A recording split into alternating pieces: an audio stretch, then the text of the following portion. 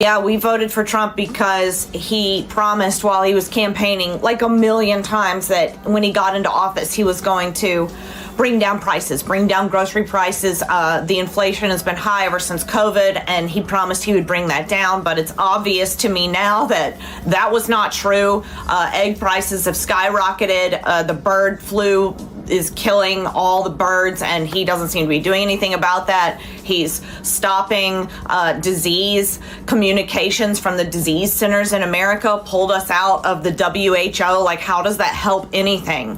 And yeah, all he's been doing is taking away rights and freedoms, or trying to. He's not doing anything about the economy. So yeah, we totally regret our vote at this point. We've had a really tough time here in North Carolina. Half of my house got washed away in Hurricane Helene, and I applied for FEMA assistance and we got approved. But now Trump is canceling FEMA and emergency assistance to people. He's also canceled Medicaid for my children. I know they said they put a halt on his freezing of the funds, but the Medicaid portal is still not working, so we can't access anything for our children's health insurance. MAGA, yeah, you. Here it comes. Your FAFO moment is underway. The people want to go ahead and just re-elect. Trump is not my president. Officially underway moment. It's going to be more than a moment for you.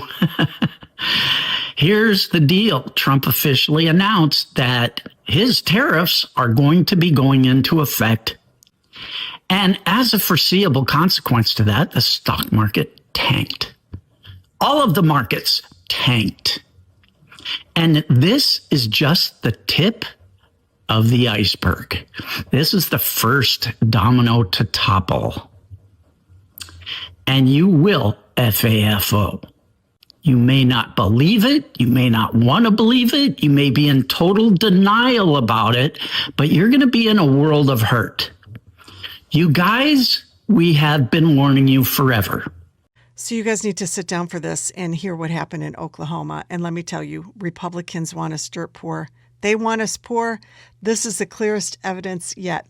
So last week, people in Oklahoma got to go out and vote on a single issue, a ballot initiative to increase the minimum wage from rock bottom, $7.25 to $12 an hour. And over the next 4 years, it would steadily increase to $15 an hour.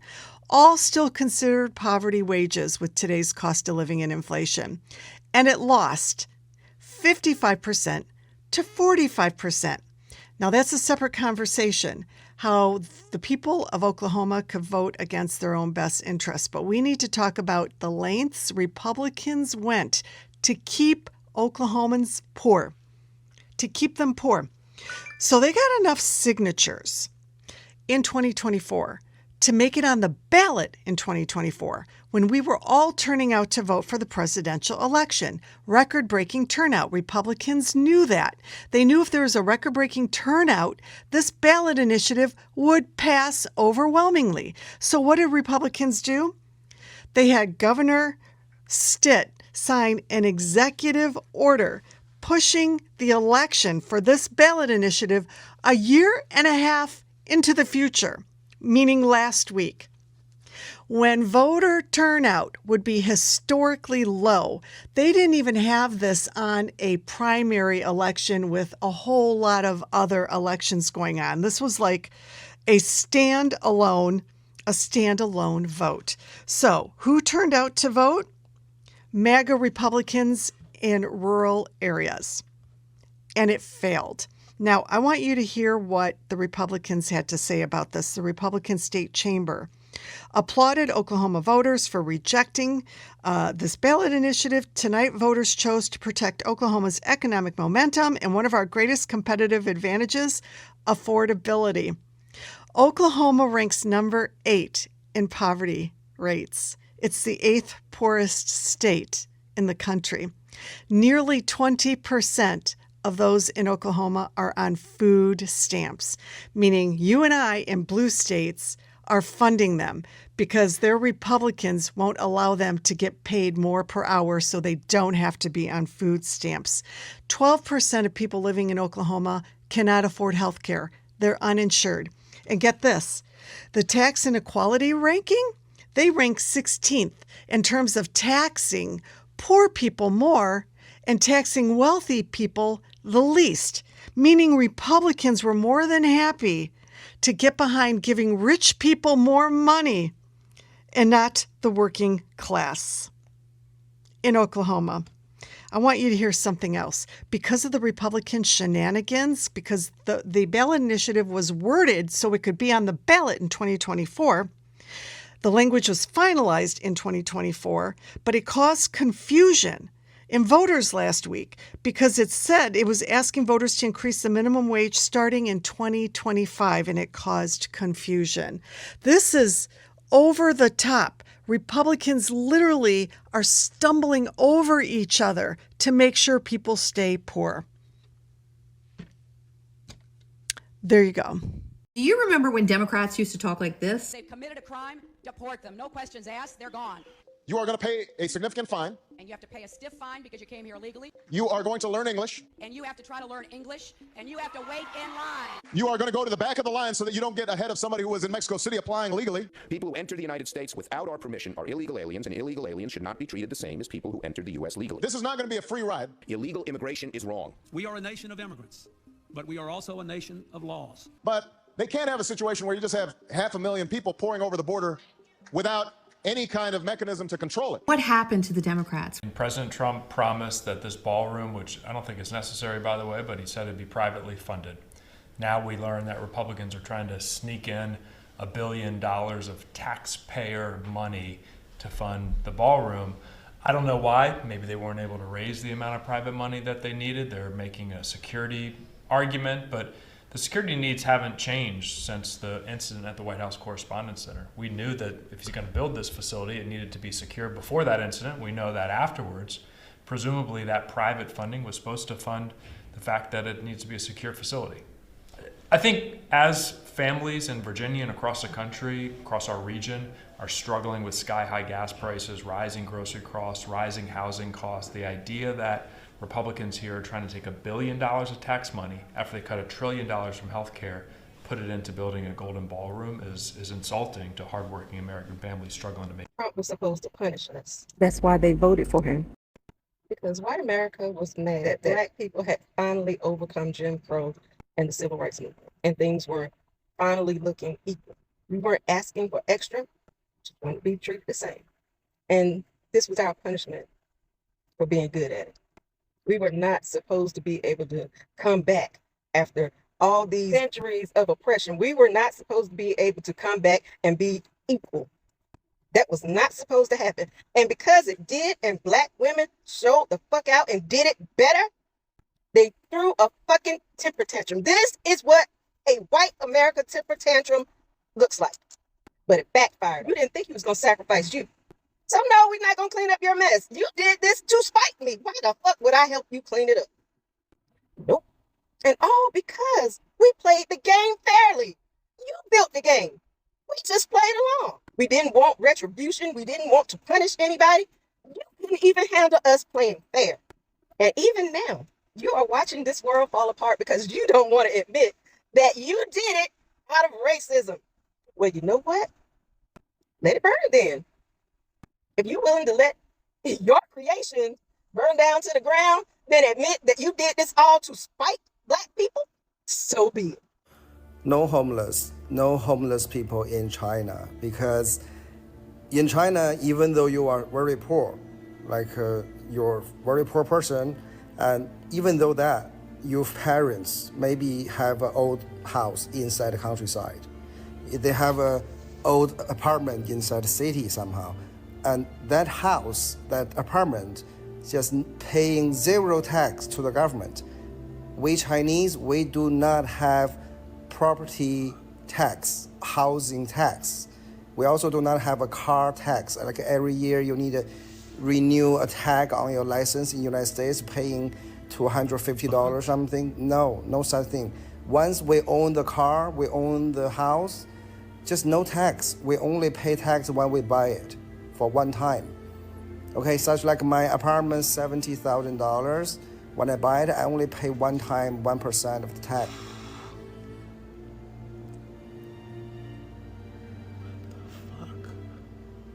We have some news right now, horrible economic news for the United States of America again, as according to the Washington Post, bankruptcies in the manufacturing sector soar to the highest levels since the Great Recession between 2007 and 2009. And the reason why is directly correlated to a lot of economic uncertainty. In addition, it's also directly as a result of Donald Trump's tariffs, which he has imposed on numerous countries, hurting businesses here in the United States of America, forcing many construction and manufacturing businesses to declare bankruptcy in 2025. And this number is only set to continue to rise heading into 2026, assuming these tariffs are upheld by the Supreme Court, which it's anyone's guess what happens. But the economic numbers in the United States are as bad as they were back during the Great Recession right now when it comes to bankruptcies and really other economic factors. I'll provide you more updates as we get more information, so spread the word, follow. Hey, it's about to get real bad here for us in America. I have firsthand access to what's going on in our healthcare system because I live at the hospital with my identical twin daughters while they go through a 2-year chemo treatment plan on a clinical trial that used to be funded by the government but is no longer. I am a family that currently uses Medicaid and is about to watch what happens when that is finally cut, because it will happen. Our hospital, God, what do we even call her? She's at Kenya, shout out, love you, social worker, doing the Lord's work, helping us try to just take advantage of all the leftover scraps that there are. And she's told us all of those programs are running dry, and for everyone saying that it doesn't matter that the federal funding's cut because there's plenty of great private institutions that will help. Well, hey, guess what? They're actually not helping. I can also tell you what it's going to look like now that the Medicaid is cut and families who no longer are insured are having to rush their children to Seattle Children's ER because they can't afford to take their children to the pediatrician because they don't have health insurance.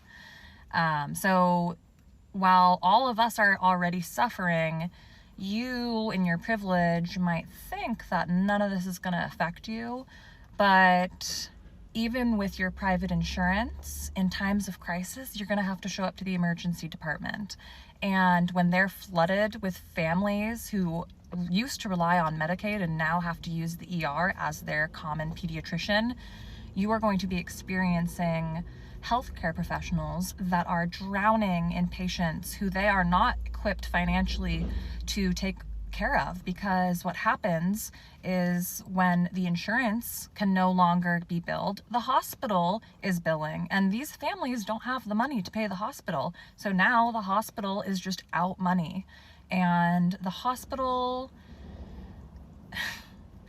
today at rounds, as I'm standing there in the hospital with my daughters going over the reports of their health with the doctors, they took a moment to say that they saw my People magazine interview and they thanked me, and they mentioned that they were talking about our family and what I've been doing in one of their classes as they were teaching their students, and said that, you know, this is the reality of what's going on, and please go look at this family to see. It's like, the doctors told me this morning, they say, Mallory, thank you. We try to tell our family and friends that the system is just crumbling before our eyes and it's about to get really, really bad now that we've allowed the big, beautiful bill, say it by its name. The big, beautiful bill has stripped away Medicaid, defunded SNAP, cut children's cancer research dollars. I mean, I just found out this morning that patients in Canada that used to be able to be a part of US clinical cancer trials were just told they can no longer be a part of the trial because of the funding cuts that have happened. It's terrifying. I had to have the hard conversation with my daughter's doctors. This clinical trial that they're in, that they need to be in for the next 2 years in order to survive this, what happens now? I mean, we used to rely on the federal funding and it's gone. I'm walking the streets advertising for the Run of Hope, which will literally fund the clinical trial that Seattle Children's Hospital and the other incredible hospitals that can help us with this are coordinating on, but the funding is limited. It's not like people think I'm overreacting. The doctors are looking me dead in the eyes and saying, I see how hard this is and I wish you didn't have to do this, but thank you. It's actually gaining attention and awareness, and it's really important that people know the reality of what's happening to all of us, because our government is disassembling the safety nets we've all relied on, and it is going to be disastrous when the dust settles. And even the people who thought their privilege could protect them, they will be in for a surprise. When you ruin the foundation of a society, even the people up at the tippy top will feel the effects of the base crumbling. So if you want to know firsthand what's actually happening out here in our hospitals, with our doctors, with our children, give me a follow. I'm going to keep continuing to tell you what I'm seeing firsthand in the hospital, because it's heartbreaking. I have to walk the halls with parents that are walking in my shoes. And it reminds me that what I am going through is not remarkable. It's happening all over America, and it fucking sucks.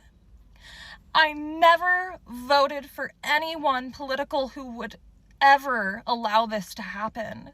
I know that in the past years, even when we have had Democrats in office, shit wasn't perfect. That's besides the point, though. I don't need people bringing that up. I need the Republicans who will continue to allow these monsters who are in office voting for policy that's actively hurting all of us. I mean, I just watched a content creator who was sobbing because her husband just got laid off, and her high-paying content creator job, well, you know, it's been a couple years, and the internet is losing interest in the privileged lifestyle of ease and comfort when we know that children are starving and dying in Gaza. You know, when children in hospital rooms are dying because we're defunding the research that's needed to save their lives. I can't pay attention to these. I care even about the influencer who's crying, and my heart breaks for her because I have been the stay-at-home mom who relied on my husband for our financial stability, and my husband lost his job in 2021, and I had to figure it out. I worked six different jobs at one point, making ends meet so that we didn't have to send ourselves to the food bank. And honestly, we probably should have. I'm sure we would have qualified. We qualified for Medicaid back then, and it's how I was able to get that mental health help I needed as an incredibly postpartum anxiety stressed mother. I was able to take my son there when he got sick and use our Medicaid. My husband, who relied on unemployment and we found was literally nothing. It shocked me how already, this was back in 2021, the system was already not great, and now we're just making it even worse. I am aware that there is so much going on right now, but honestly, it's all connected.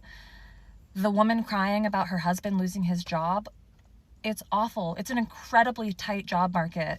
There are so many people graduating with incredible qualified backgrounds and degrees, and they are struggling to get work right now. We're watching families get ripped apart by ICE, and the news refuses to report about it. You're not even seeing headlines, and it's crazy to me.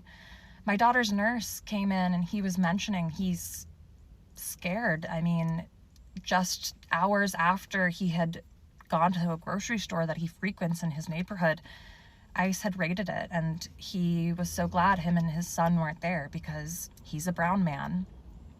My father is brown. He's Brazilian. He works in Los Angeles on construction job sites, and I wonder all the time, like, has he been bothered and harassed by these terrorists, honestly. Like, it's crazy to me. I just can't imagine that this is the country and the American dream my father wanted when he immigrated here for a better life for his children. And honestly, I'm not having a better life. I have a lot of people in my comments telling me I should look into moving my family elsewhere, but truthfully, we're stuck here and I want to make it work.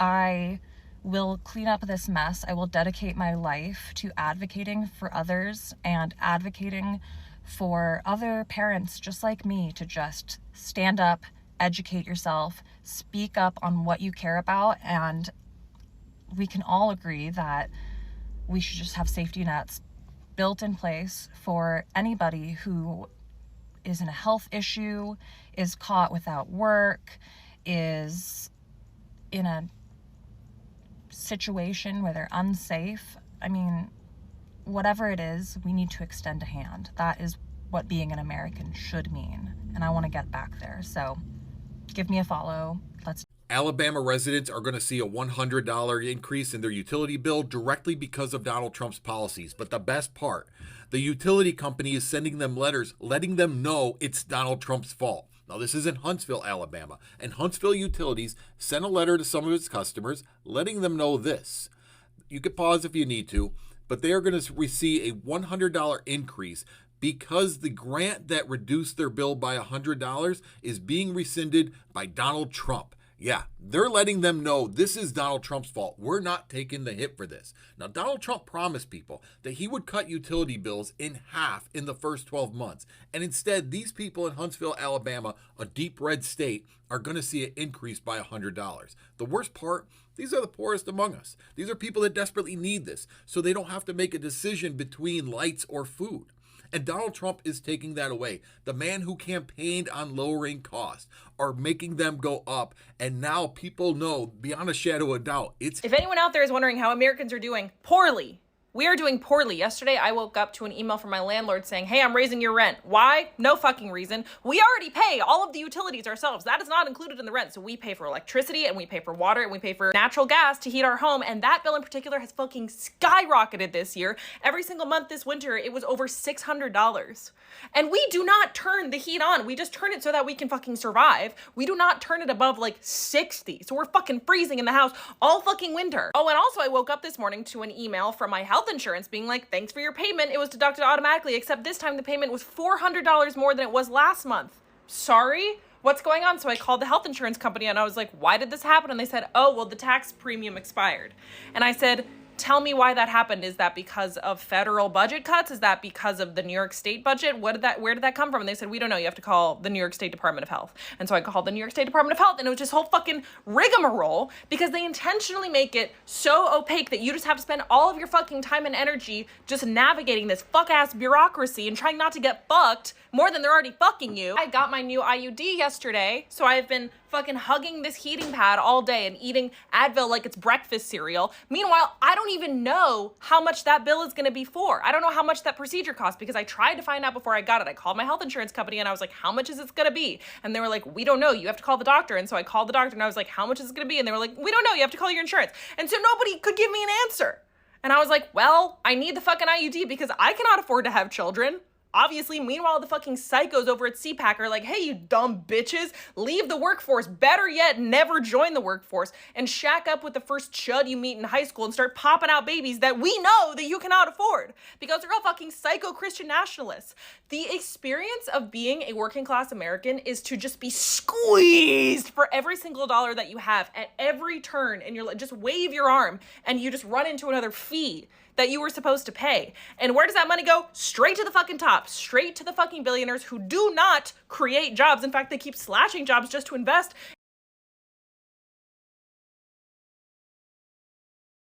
Do y'all know that the average American doesn't have any money left over, if but maybe $200 or $300 left after they get paid every 2 weeks or every month? Did y'all know that? I'm sorry, but that I literally feel like drive me to voluntary homelessness. I would volunteer to be homeless. There's no way they'd have me out here working for anybody and I can't live life after I pay bills. Y'all can have these bills back. Take the car, take the crib. You can have it. Listen, I'm going to be homeless on the streets before I dare. Because, see, the way I'm set up, my Father which art in heaven would never have that be my portion. That's not my portion. There's no way that paying bills and not having any money left over to really exist, that's not my portion. That's not my portion. And I feel like if that doesn't motivate you and inspire you to get out here and go make some money, make more money. See, the problem with us nowadays is not that we don't know how to make money. It's just that we need to make more money. Find ways to make more money. Stop making excuses. You need to be trying to be the president of the United States before you stop trying to find a new job. Listen, if you got to switch jobs every single 2 weeks, then that's what you got to do. May the best salary win. Thank you.